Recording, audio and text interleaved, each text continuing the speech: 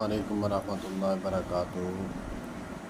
دوسرا مسئلہ ہے اور میں اہل حدیث عوام الناس سے مؤدبانہ گزارش کر کے میں کروں گا کہ جب امام جو ہے وَلَضَّالِّينَ آمین کہتا ہے تو ہمیں چاہیے کہ حدیث کے مطابق عمل کیا کریں، کیونکہ ہم حدیث کے ماننے والے ہیں۔ وَلَضَّالِّينَ آمین کہہ چکے تب ہمیں شروع کرنی چاہیے۔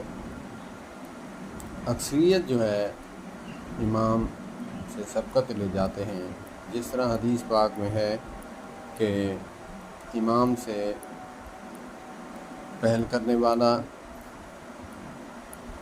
اس کے لیے وعید آئی ہے کہ اللہ پاک اس کا گدھے کا سر نہ بنا دے۔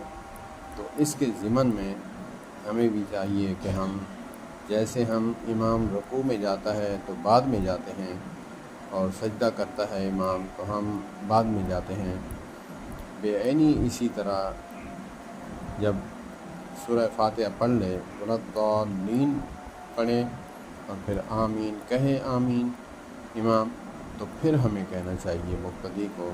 اللہ پاک ہمیں سمجھ عطا فرمائے۔ یہ عوام الناس کے لیے ہے، کیونکہ علماء تو میرے سروں کا تاج ہیں، میں ان کا خادم ہوں، طالب علم ہوں۔ جو ہماری مسٹیک ہیں، اگر دوسرا تیسرا بندہ جو ہے وہ غلطی نکالے گا تو ہمیں غصہ آئے گا، تو ہم تو اپنے ہیں، ہم ایک دوسرے کی اصلاح کر سکتے ہیں۔ السلام علیکم ورحمۃ اللہ وبرکاتہ۔